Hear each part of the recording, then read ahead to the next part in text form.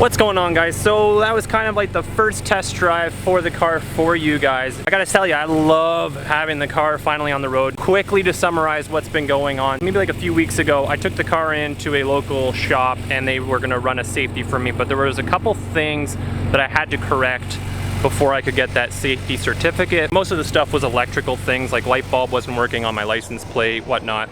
I decided to take it to a friend of mine who has a shop as well. At the same time, I got my alignment done, so it pretty much just knocked off two things in one location, which helped me out. Two things that I think I gotta fix right now on it. For some reason, my radiator fan doesn't kick in, but my car doesn't overheat. Just for fun, I have a clip running it.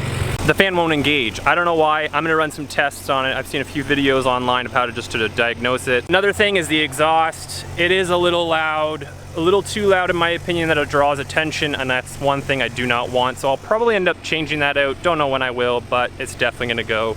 After that, modifications pretty much is gonna be mostly exterior stuff. I do want to kind of give it a Type R feel, so I also did purchase the SI grille.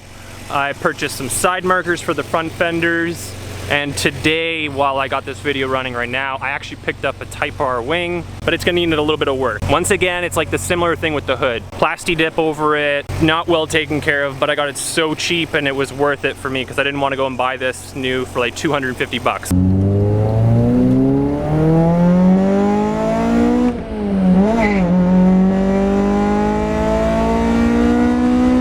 It's gone so far in the last 2 odd years from where it was. Literally, I have the guy's email who sold me this car. He at the time did not think that this car was at all like salvageable and savable.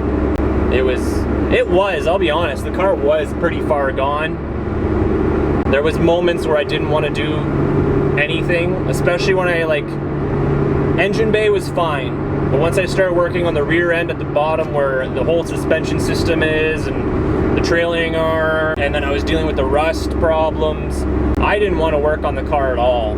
It was almost like a time where I was like, should I stop and just quit this build and find a different shell?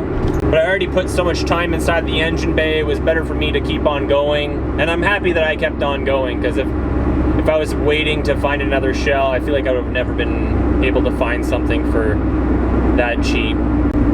I wish it was a safer car, but it is what it is. If I want to make it safer eventually one day, maybe I get a roll cage, but I don't need that unless I'm really gonna be building some more power into this car. Eventually is the plan. Thanks for watching today's episode. I will see you in the next one. Hopefully I will have something for you shortly. Enjoy your day.